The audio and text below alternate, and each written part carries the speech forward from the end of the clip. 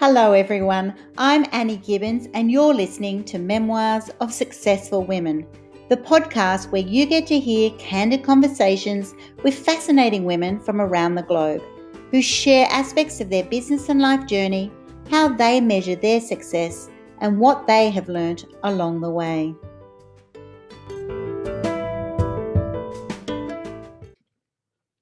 Hello everybody and welcome to Memoirs of Successful Women. Today I have an absolutely gorgeous guest called Pauliana Lara, and she's an attorney from California who has raised two children as well. And we're going to be talking about time management.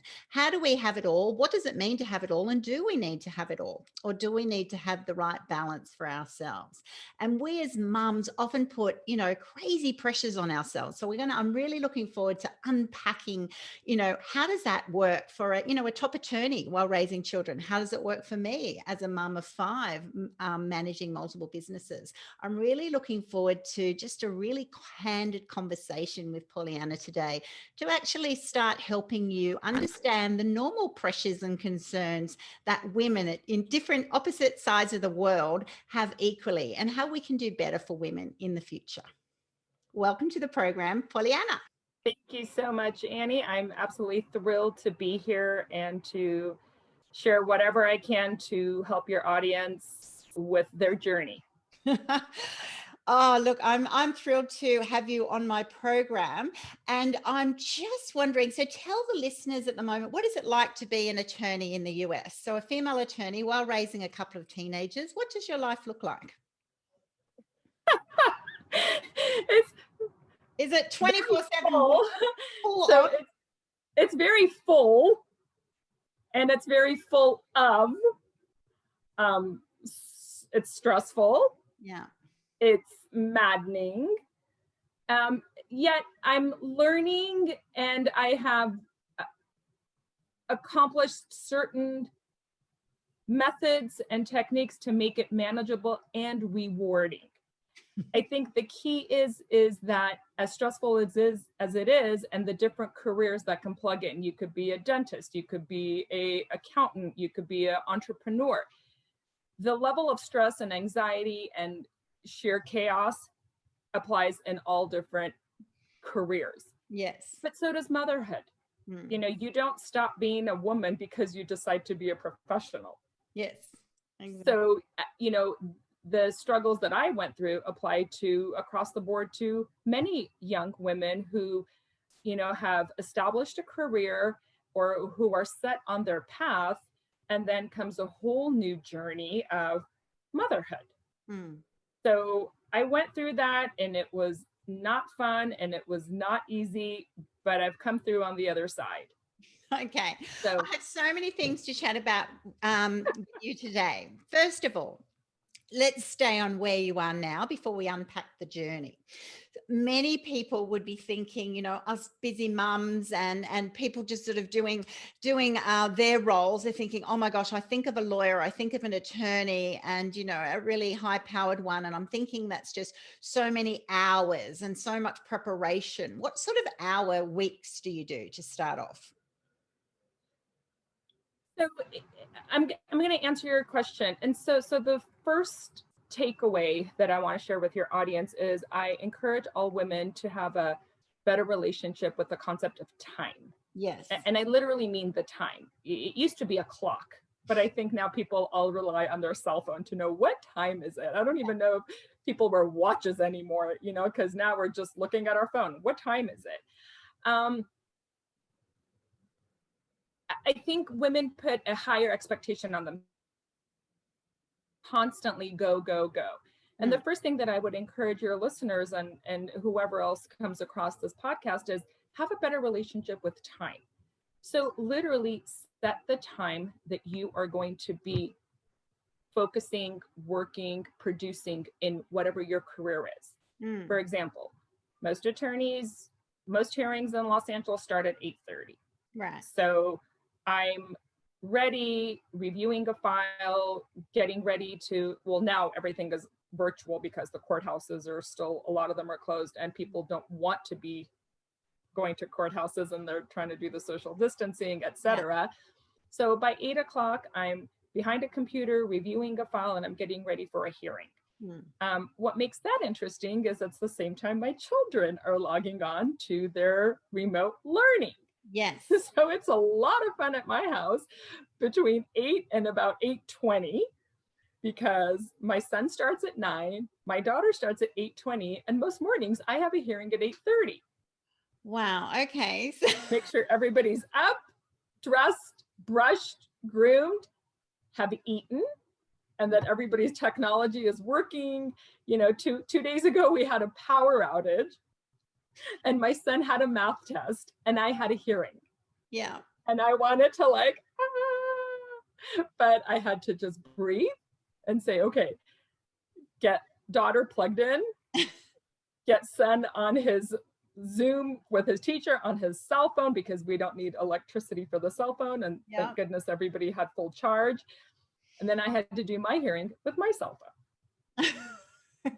So, you know, we got through and we got power back on around 11 o'clock, and then everybody could breathe. But most women, I think, have this expectation that most of us put on ourselves, that we constantly have to be connected to our job. Otherwise, we're less than, we're not doing as much as we can. So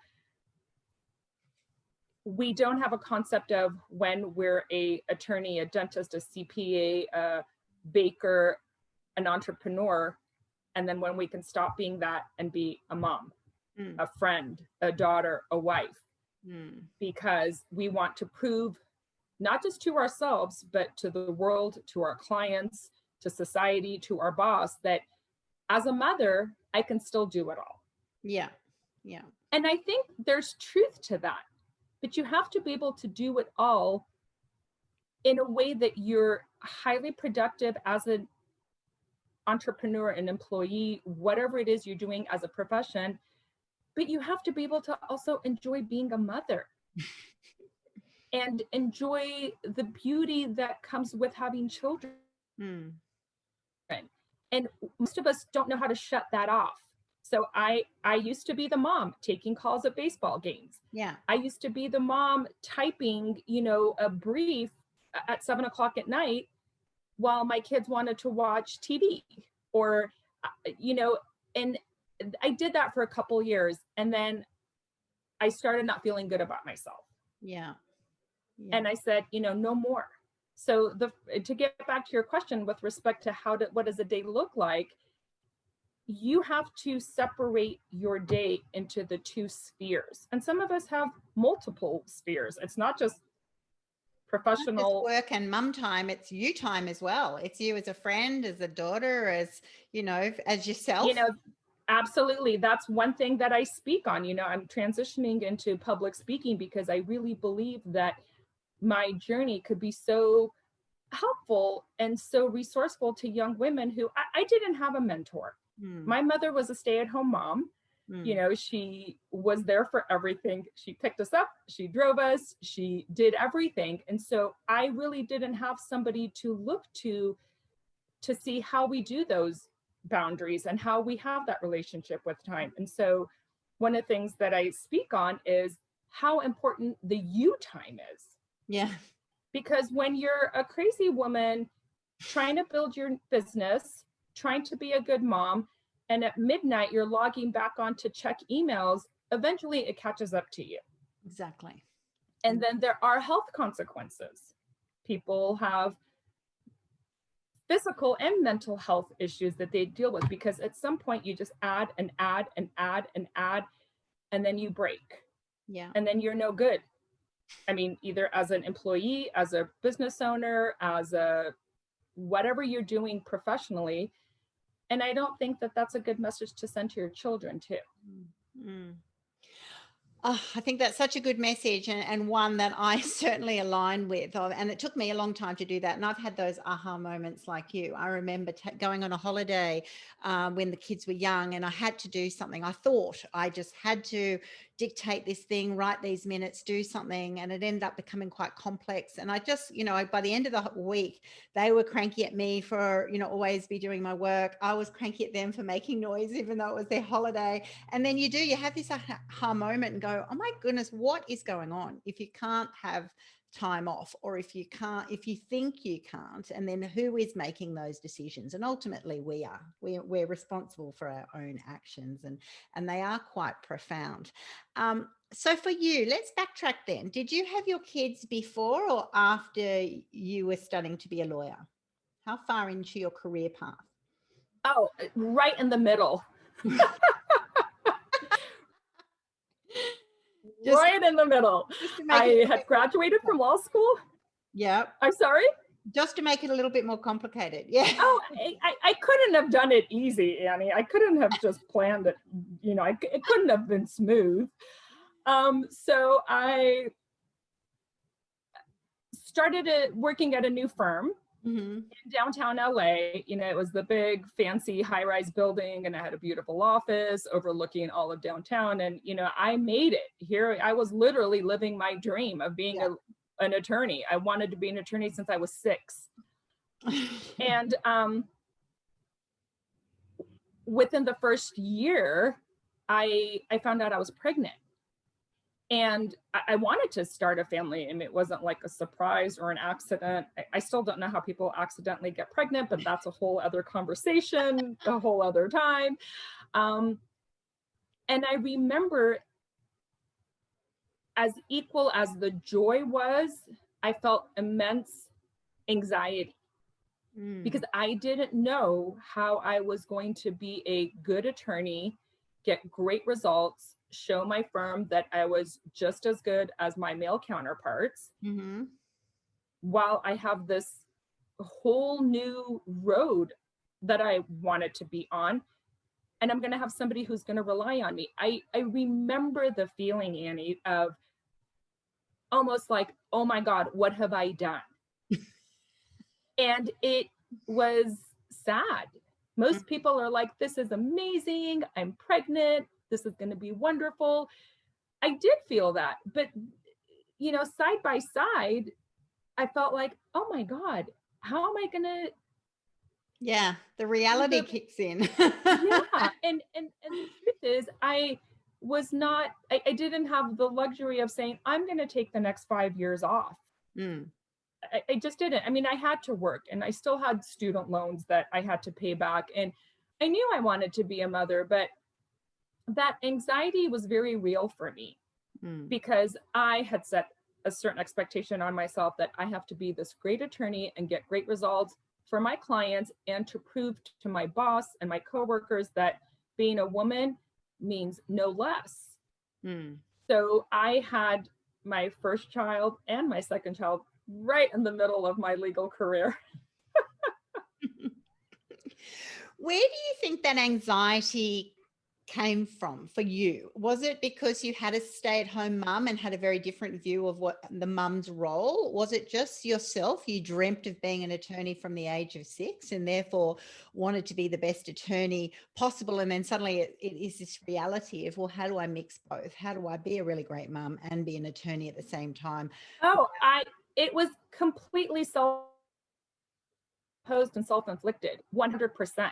But I think as young professional women, we all have a little bit of that in us. We have a expectation that we want to meet. I mean, we're very driven, we're motivated. We want to go out and change the world. We want to be accomplished. We want to hit our goals. We want to, you know, take it to the next level. I mean, nobody at my firm came and looked down on me and said, oh, you're bad because you're going to be a mother. It was, I imposed that upon myself because, and it wasn't so much because my mother was a stay-at-home mom, because it was more of a generational thing. Yeah. You know, most of my friends' moms were stay-at-home moms, and all of us have turned out to be professionals. But for me, yeah, I mean, I take my career very seriously, and I worked very hard to get to where I am. And then suddenly there's this whole other aspect of, how am I going to do this? And it was 110% self-imposed. And it's interesting too, if you look back then and look at your colleagues, male counterparts who may also have had a wife having a baby, no one probably mentioned that or asked how they're going to cope, or they probably, you know, didn't have that same anxiety about how's this going to affect me. It's just someone will manage. It's interesting how it becomes such a big issue for a woman. Annie, it's funny you're mentioning that because, right now, I'm sure it's the same, where you are. I think it's probably true globally. Majority of the workforce is working from home. Yeah. And, I follow the trends and I read a lot on social media. I yet have to see, or I yet have to hear men complaining from working from home. It's fascinating. All the funny memes or the funny quotes or the funny images, are women, stirring the pot of pasta, one phone, and like a baby at her feet. It's constant. I'm wondering, how is this impacting men? And the point is, I don't know that it is, because back to your question, my male counterparts, even pre-pandemic and pre-COVID and 15 years ago when I was just pregnant, that concept was lost on them because it wasn't going to affect them. They weren't going to take maternity leave. They weren't going to have to figure out a transition into being off for 3 months or 6 months or a year and then coming back in, because their wife or their nanny or somebody else was, it was a very foreign concept. And flash forward 2020, I work with a lot of men, opposing counsel. I have a lot of men clients. I yet have to hear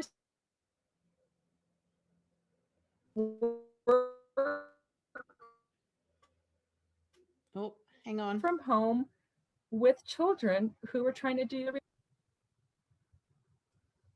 Just your internet, or the internet's just dropping out a little bit. Hang on, I'll just get you to repeat that. You just froze for a minute. Tell us about, you're yet to hear men.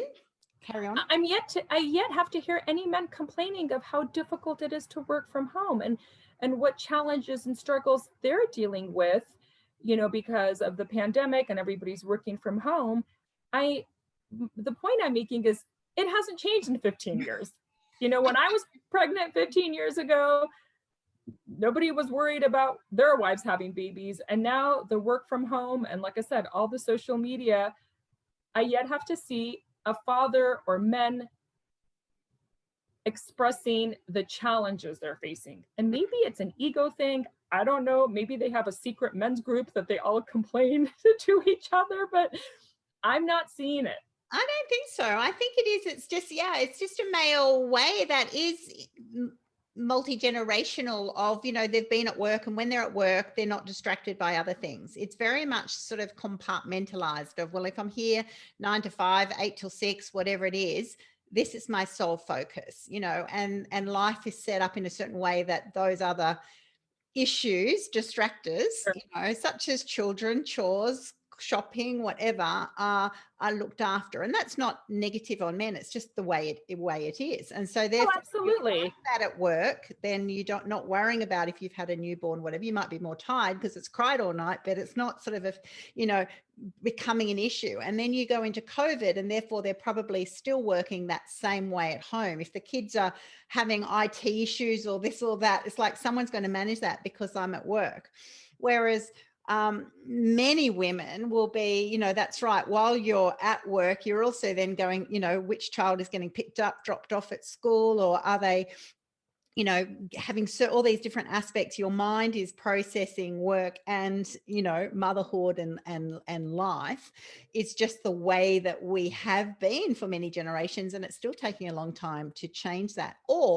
And then when we now move into COVID, that's it. You're working from home and you've got a very big case happening, but you're still then multitasking the kids on all their devices and bits and pieces. So it's almost like women need to be given them permission for themselves to go, okay, well, how do I set up my life and my time to be able to say, when I am at work, I am focused, and I do set up this framework of, which is often support systems, you know, helping each other out other ways, whether you can afford a nanny or not, or sometimes it's just, I'll mind your kids and then you mind mine, or whatever the situation may be, to then go, don't make it so hard for yourself. You don't need to be this superhero, superwoman, crazed woman who's just doing everything, which is often the way we are. We just go, oh gosh, we just do it, can't stop. Exactly. And then you get angry at the world, but it's like, well, hello, what are we doing as women to stop that? And if I can touch on one thing that you said, it's another thing that I talk to women's groups about is, personally for me, I was very stubborn and I did not want to ask for help. I mean, I'll just come clean. Yeah. Because I really believed that it was a reflection on my ability, on my success or failure as a woman, as a mother, as an attorney. So I had an ego. And again, this all goes back to young professional women. They're, you know, as much as they set that high expectation on themselves, that is fostered by an ego of, I got this, I can do this, and I can do it all. And I was that person for years and years until I, you know, the stress became too much. And then it started having a physical toll on me. And I realized, you know what? There's nothing wrong with getting help. If anything, asking for help is the best decision that I can make. And it's smart of me to do. And it's recognizing the needs of my family and of my career.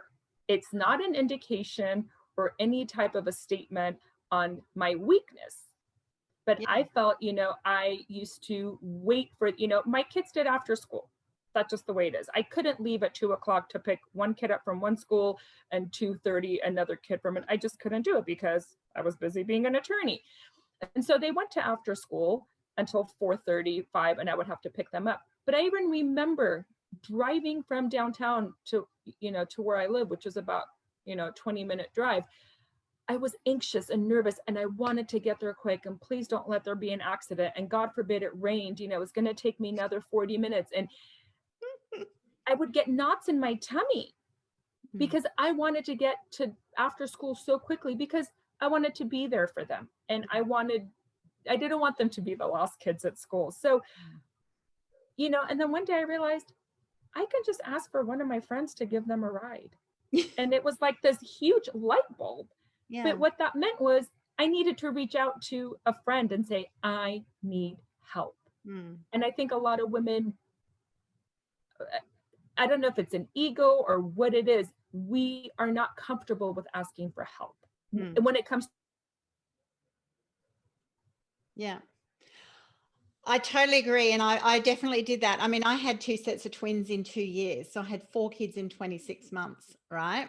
So, but I still remember, and thank you, but I often still now look back and go, I must have been mental. Where did this come from? Because I remember occasionally someone would say, would you like me to make you a meal or would you like to do something? And I remember going, no, I'm fine. And I'm like, why was that? Why do you think, Annie? Why? I'm curious to know. I'm interviewing you now. Yeah, I know, right? It's fascinating. I often reflect on that. Why do you think that? It took me about 10 years. And then after the kids were about 10, you know, they were about like 10 and 8. And then suddenly I realized, oh my gosh, I can't get them to, you know, this soccer match and that ballet class and this and that. I sort of just didn't have, they were always at the same time. And I'm like, oh, now I'm a bad mum because I can't be at both. And then suddenly I went, oh, I'll offer to do the dance run, someone else. And I then went and said, oh, there's this real ability to network and help each other here. Like, what a revelation.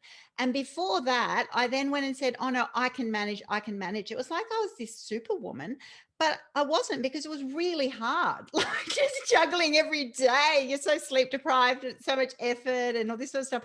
Why was my default? And I often think back because, yeah, I had a stay-at-home mom, or, you know, who they never had any help. And then I'm like going, well, you know, if I ask for help, you know, does that mean I'm not good enough or not capable enough. So I took it as a Exactly. personal slant, even though anyone who knew me responded exactly the way you did, went, oh my gosh, how do you even get through your day?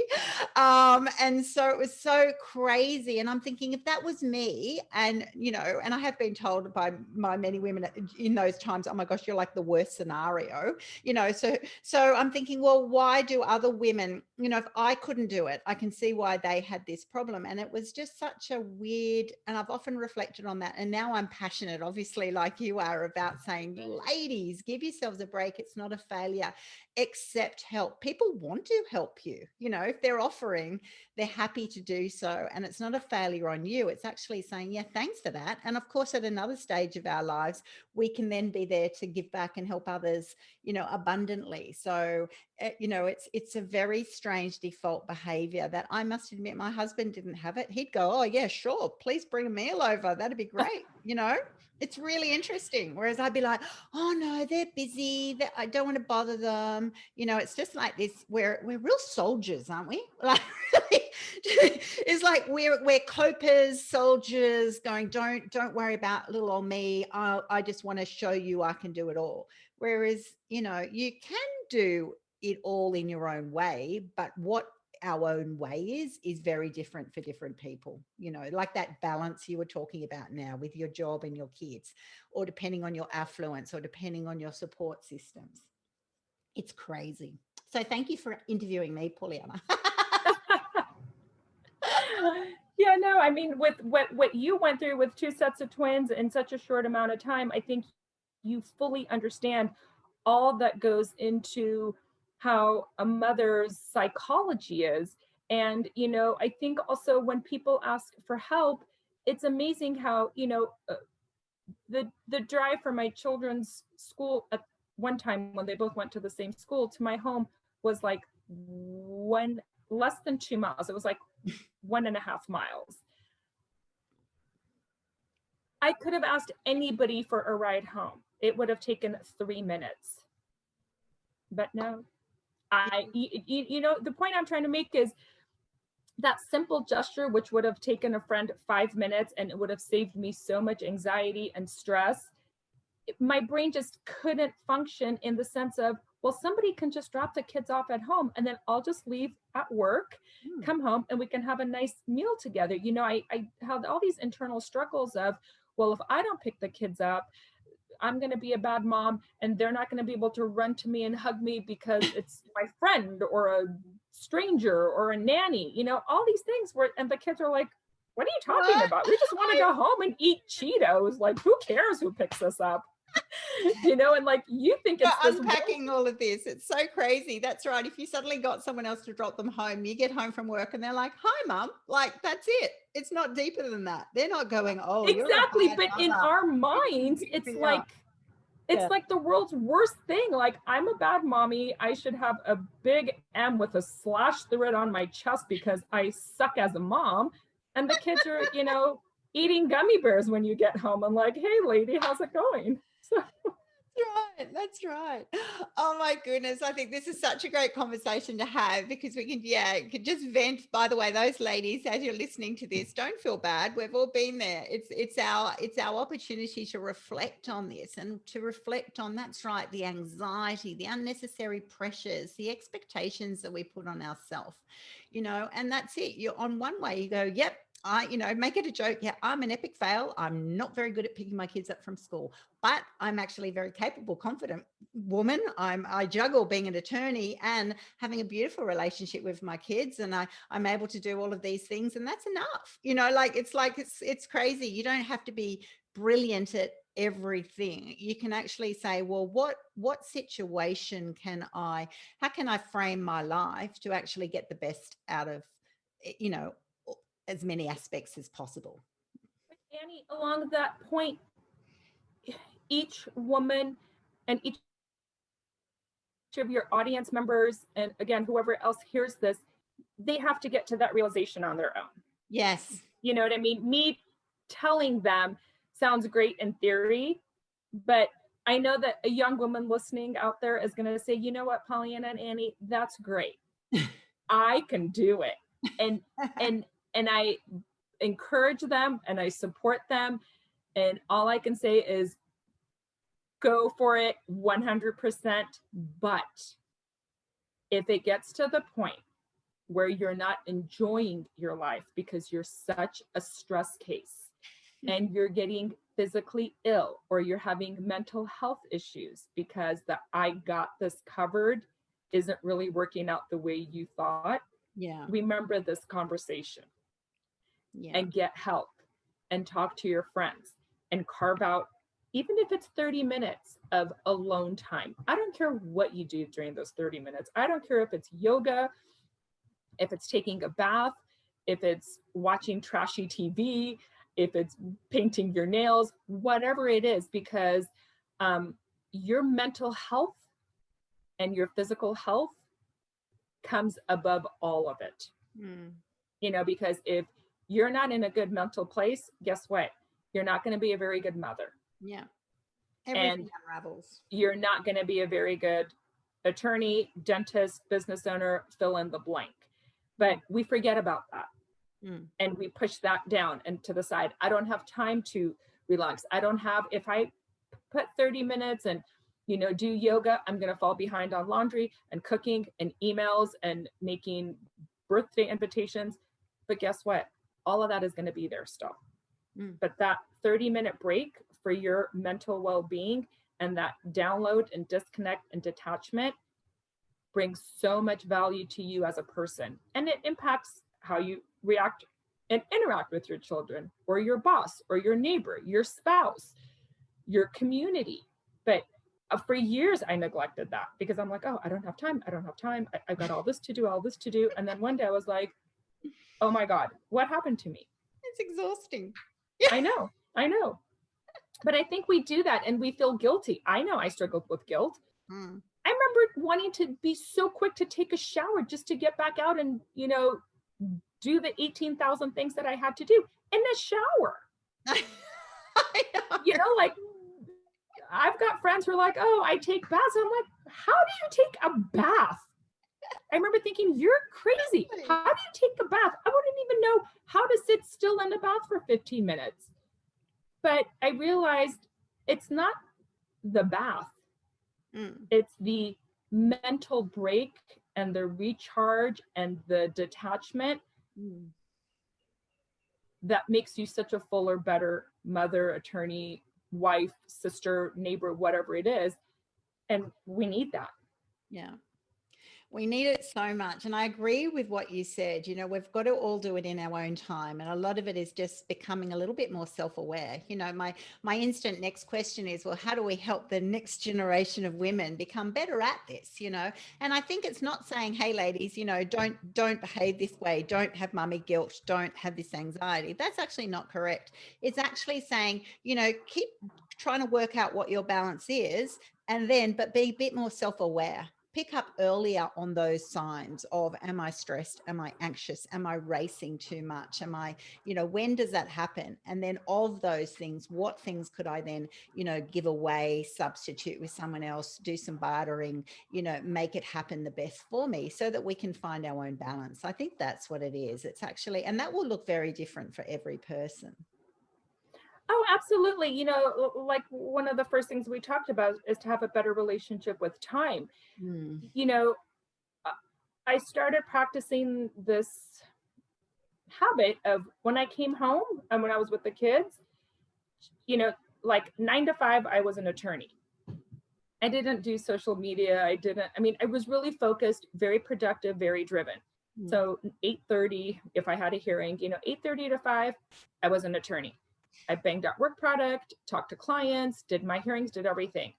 I didn't spend time shopping for booties for the kids or finding the best haircut and all that other stuff. And that same discipline held true when I came home. So from 5 to 9, it was mommy time. I didn't check emails. I didn't take client calls. I didn't log on to do a quick little research. And it was very challenging and very difficult because I'm very type A. I'm very dedicated. Again, I worked very hard to get to where I am. And I had to untrain myself. And I am that crazy person because when the kids would go to bed, I had to log back in. I just had to see what happened from 5 to 10 o'clock. Yeah. I don't like surprises. What fire can I put out by tomorrow morning?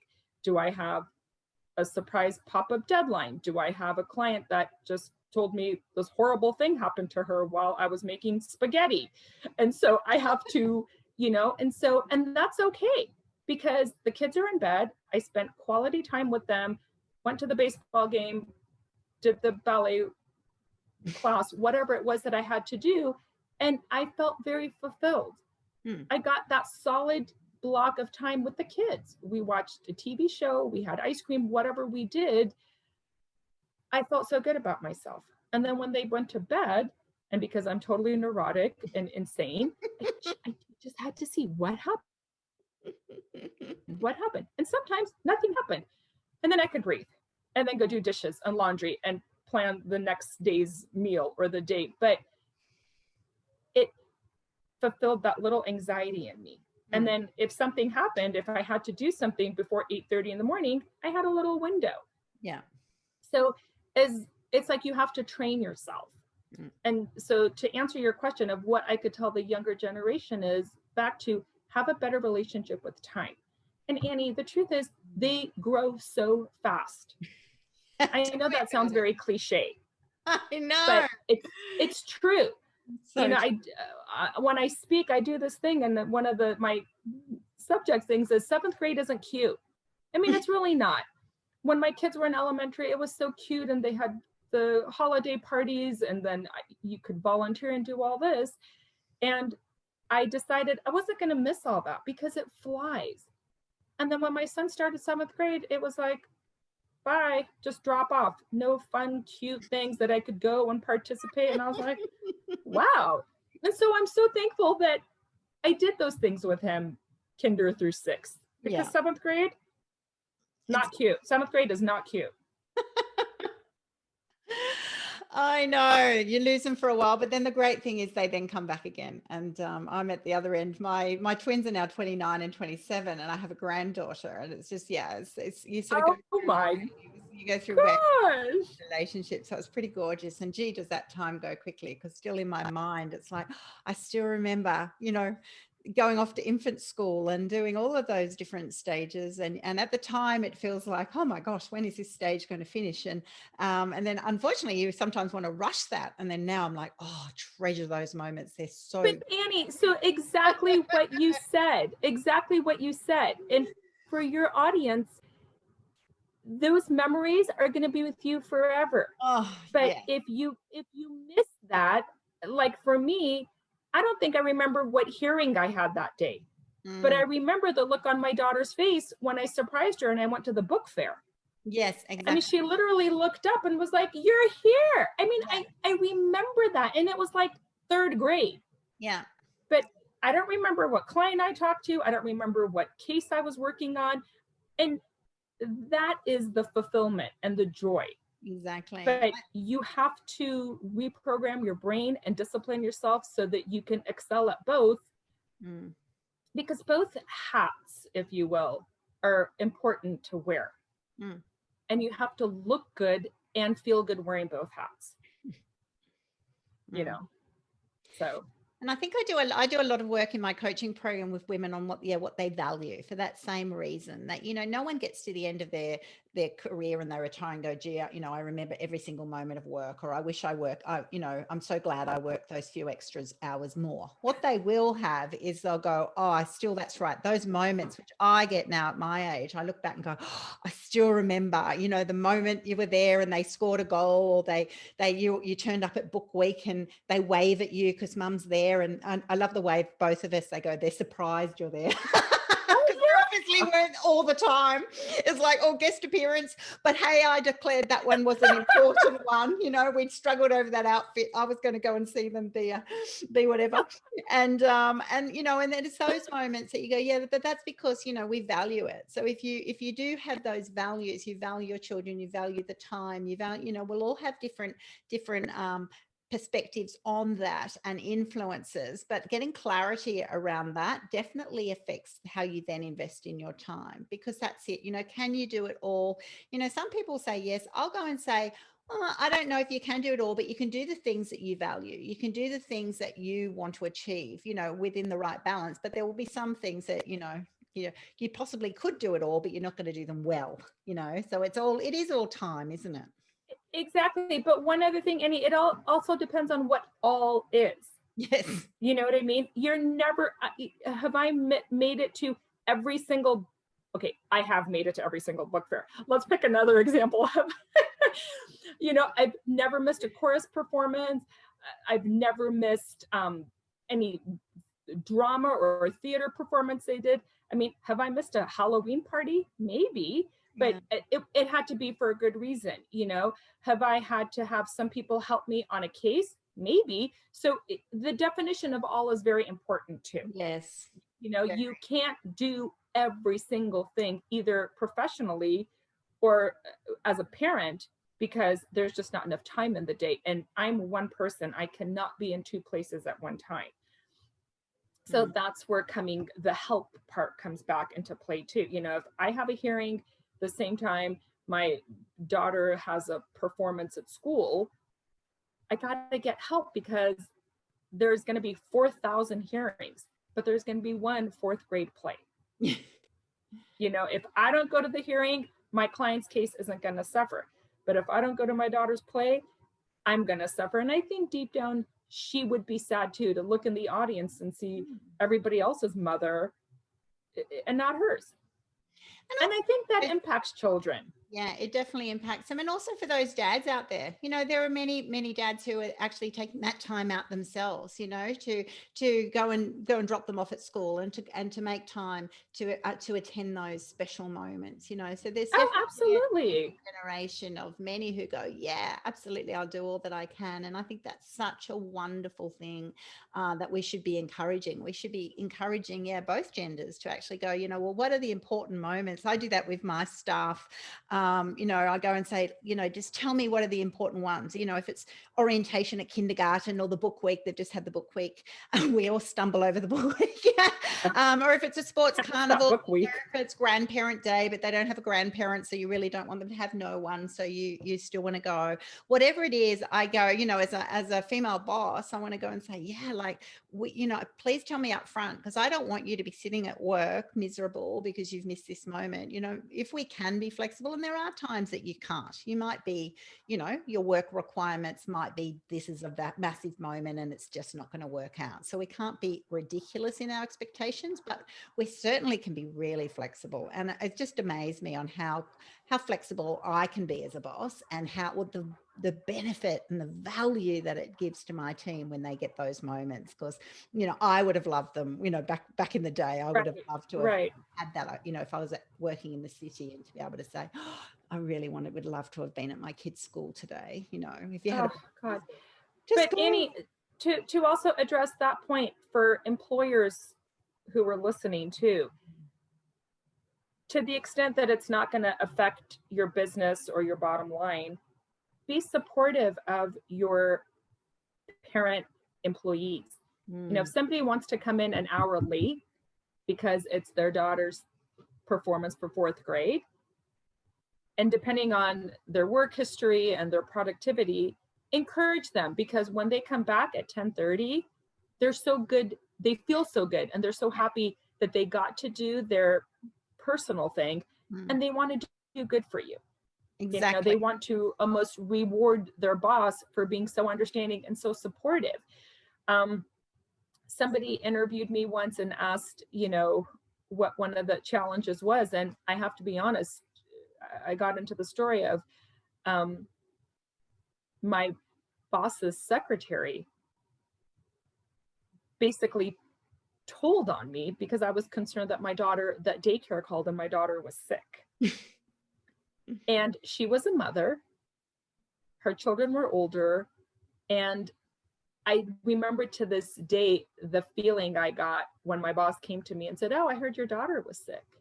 And I thought, why would you know that my daughter was coughing at daycare? And it was because his secretary, like I said, basically told on me. Mm. And so the pressures of the workplace can be tremendous. Mm. So I'm very happy to hear you as a woman boss have that understanding and can offer that support to your team so that they can go out and be loving, supporting parents. Because, you know, we started off with me saying I put that expectation on myself, but the work environment also has to be supported.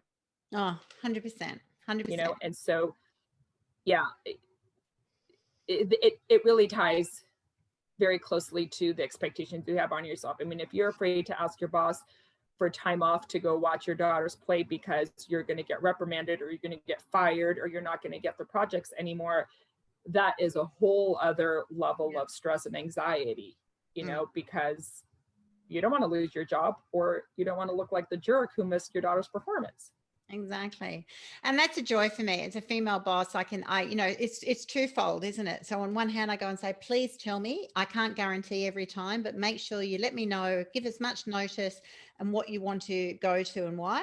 And if I can make it happen, do that. And then also then, you know, if I can customize your hours, you know, wherever possible, you know, it's interesting how we thought that was so difficult. And now we've been through COVID. Now it's like, oh, everything's so flexible, right? So it really has changed the world. But even before COVID, you know, that's right. If you need to do 10 till 6 or something, just because you want to drop your kids off at school, well, you're going to have I've always found that it comes back, you know, not that it has to, but the staff are so thankful. They've got a great sense of gratitude and they'll always be appreciative and work just as hard, if not harder, because of those benefits. And so flexi time, making those sorts of things, I'm all for it. Absolutely. That's great to hear. That really makes me happy to hear from you. So that's great. So just to finish then, this is Memoirs of Successful Women. So what does a successful woman look like to you then? What is success? If I could sum it up in one word, honestly, it would be fulfilled. Everybody measures success with a different tool. You know, I don't measure success by the number of cases I've won. I measure success by the gratitude and what my clients feel. The thank you emails that I get, or the piece of paper that comes back from a judge giving me what I wanted for my client. That fulfills me professionally. Success as a mother is, as my children are getting older, that connection and that closeness. You know, I have a teenage son who still comes and gives me bear hugs and gives me a kiss on the forehead and I melt. And he's a teenage boy. You know, a lot of them don't do that. A lot of them are like, drop me off 2 blocks away, don't hug me, don't come around my friends, you know. So for me, that is what success looks like as a mother. You know, it's the same kind of thing with my daughter who says, you know, Mom, I can't wait to just come snuggle with you. And I'm like, oh, you know, I have succeeded as a mother. Yeah. That's what it means, like, you know, to me. And to also to travel with the kids. And so something will come up and my daughter will say, oh, Mom, you remember that restaurant we went to in New York and the guy was playing the sitar? And I'm like, wow, I created a memory for her. And that was like 5 years ago that she still, that memory is triggered and I'm a part of that memory for her. And so that is the definition of success to me so far.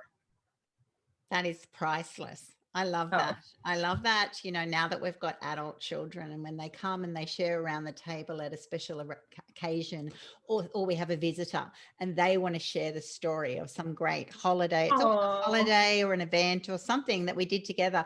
And sometimes it was because we did something totally goofy or stupid or we got lost or, you know, it doesn't have to be, that's right. We get so worried about the perfect, but sometimes it's just actually just doing life. The fact, and it's all about time, as we've talked about a lot today. It's spending time together. It's doing life together, you know, in ways. And that's it for those who are just sort of so busy, you know, and we all get so so busy.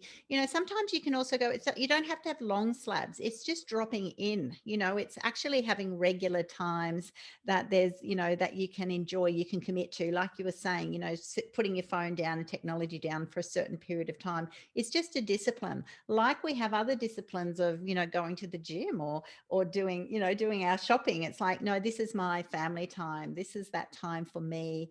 It's all just habits that we put in with intent. And I'm big on intentional action because of what we value at the end of the day. So it's been such a delight to have you on my program today. I really enjoyed our conversation. My absolute pleasure, Annie. It was very, very enjoyable to have this conversation with you. So thank you so much for having me as a guest. It's a pleasure.